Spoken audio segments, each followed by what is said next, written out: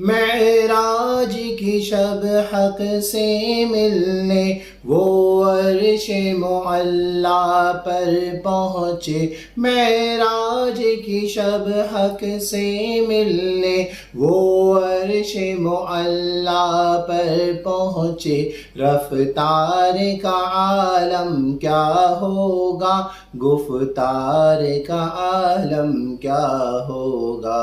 اللہ اللہ اللہ اللہ اللہ اللہ اللہ اللہ اللہ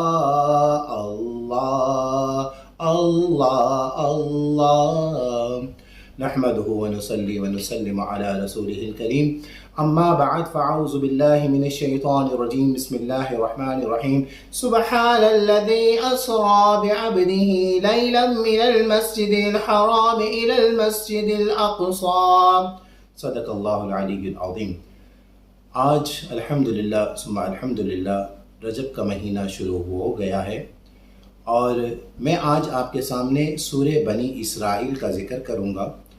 سورہ بنی اسرائیل جو ہے اس سورت کا نام سورۃ الاسراء بھی ہے، اور جو محققین سورۃ الاسراء کہتے ہیں وہ یہ کہتے ہیں کہ اس سورت کی عبارت النص میں آقا علیہ الصلوۃ والسلام کا معراج النبی صلی اللہ علیہ وسلم کا ذکر بالکل واضح طور پر موجود ہے۔ اللہ رب العالمین نے آقا علیہ الصلوۃ والسلام کو ہزارہ معجزات عطا فرمائے ہیں۔ کتاب الشفا قاضی ایاز بن مالک رحمۃ اللہ علیہ فرماتے ہیں آقا علیہ الصلوۃ والسلام کو اللہ رب العالمین نے ہزارہ معجزات عطا فرمائے ہیں، ان میں سب سے بڑا معجزہ قرآن پاک ہے، اور دوسرے نمبر پر جو آقا علیہ الصلوۃ والسلام کا معجزہ ہے وہ معراج النبی صلی اللہ علیہ وسلم ہے۔ اور قرآن پاک کی اس سورت الاسراء کی جو پہلی آیت ہے سبحان الذی اسریٰ بعبدہ لیلا من المسجد الحرام الی المسجد الاقصی، اس صورت میں اللہ رب العالمین نے آقا علیہ الصلوۃ والسلام کے معجزہ معراج النبی صلی اللہ علیہ وسلم کو واضح طور پر فرمایا کہ جسمانی معجزہ ہے، اس کو واضح طور پہ فرمایا۔ بعض محققین کا کہنا یہ ہے کہ اس سورت کا نام سورہ بنی اسرائیل ہے۔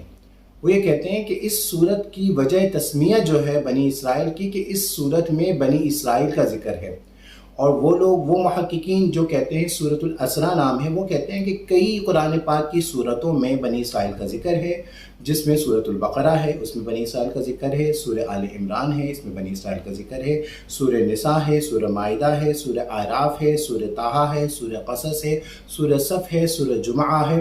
ان تمام صورتوں میں بنی اسرائیل کا تفصیلی ذکر ہے، تو یہاں پر وجہ تسمیہ سورۃ بنی اسرائیل کہنے کی وجہ تسمیہ نہیں بنتی۔ اب جو محققین یہ کہتے ہیں کہ اس سورت کا نام سورۃ البنی اسرائیل ہے، وہ اب دلیل دیتے ہیں۔ ایک دلیل تو ترمذی شریف سے پہلے عرض کروں گا۔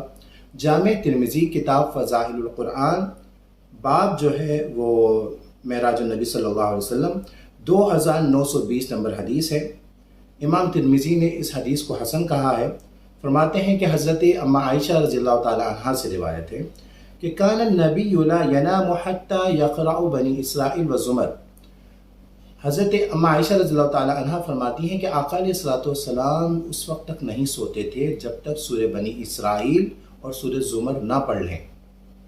وہ یہ کہتی ہیں جب حضرت اما عائشہ رضی اللہ تعالیٰ عنہ کا یہ قول مبارک، یہ روایت جب ہم سنتے ہیں تو کہ اس میں سورۃ بنی اسرائیل کا ذکر ہے، تو یہ جو بنی اسرائیل سورت کہنے والے ہیں وہ یہ دلیل دیتے ہیں کہ اس سورت میں سورہ بنی اسرائیل کا ذکر ہے، لہٰذا اس سورت کا نام سورہ بنی اسرائیل ہے۔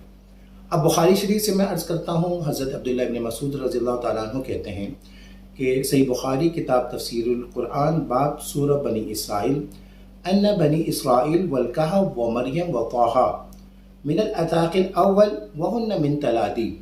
حضرت عبداللہ ابن مسعود رضی اللہ تعالیٰ عنہ روایت کرتے ہیں، وہ کہتے ہیں کہ سورہ بنی اسرائیل، سورہ مریم، سورہ طٰہٰ اور یہ تمام صورتیں جو ہیں، اور سورہ کہف، یہ تمام صورتیں جو ہیں وہ ابتدائی مکی شریف کی ابتدائی دور میں یہ نازل ہوئی تھی، اور ان کی بڑی شان بھی ہے، اور مجھے ان کی بڑی اچھی طریقے سے تفصیل اور مجھے یاد ہے۔ تو وہ یہاں پر بھی سورہ بنی اسرائیل کا ذکر کرتے ہیں. یہ بخاری شریف میں ہے. حدیث نمبر 4000 جو روایت ہے حضرت عبداللہ بن مسعود 4739 نمبر حدیث نمبر ہے. تو یہ جو محققین جو یہ کہتے ہیں اس سورت کا نام سورہ بنی اسرائیل، وہ یہ دلائل دیتے ہیں کہ اس سورت کا نام سورہ بنی اسرائیل ہے، اور یہ جامع ترمذی سے بھی وہ دلیل دیتے ہیں، اور عائشہ رضی اللہ تعالیٰ عنہ کی دلیل، اور حضرت عبداللہ بن مسعود. تو بہرحال یہ سورت بنی اسرائیل جو ہے یہ مکی سورت ہے، صحیح. اور قرآن پاک کی ترتیب کے حساب سے تو یہ 17ویں سورت ہے، لیکن نزول قرآن کے اعتبار سے یہ 50ویں سورت ہے. اور یہ سورت جو ہے سورۃ القصص کے بعد نازل ہوئی ہے، اور سورۃ یونس سے پہلے نازل ہوئی ہے. مدینہ شریف، مکہ شریف، شام اور بصرہ کے علماء کے نزدیک اس کی 110 آیتیں ہیں، اور کوفہ کے علماء کے نزدیک اس کی 111 آیتیں ہیں. جمہور کے نزدیک جو ہے اس بات کو لیا گیا ہے کہ اس کی 111 آیتیں ہیں.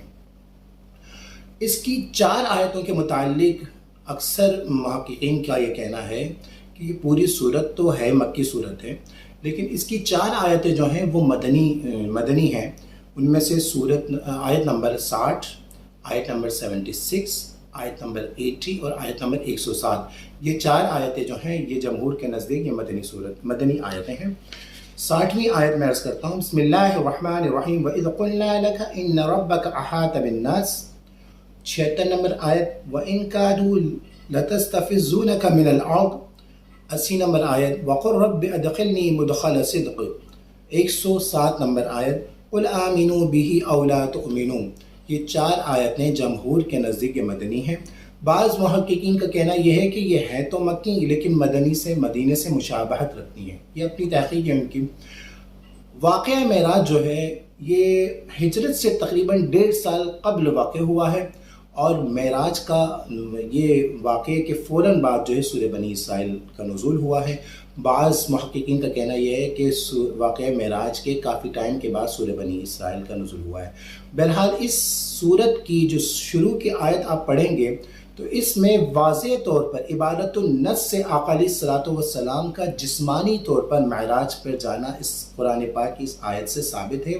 الحمدللہ ہم اہل سنت والجماعت کا عاشق رسول کا یہی عقیدہ ہے کہ آقا علیہ الصلوۃ والسلام کو اللہ رب العالمین نے جسمانی طور پر عرش پر اپنے قاب قوسین پر بلا کر اپنا دیدار کیا، وہ جسمانی طور پر. اس آیت مبارکہ سے بھی ثابت ہے، اور احادیث بھی کئی جو ہے وہ دلائل دیتی ہیں. اللہ رب العالمین سے دعا ہے کہ میرا یہ کہنا آپ کا سننا قبول فرمائے. وآخر دعوانا الحمدللہ رب العالمین.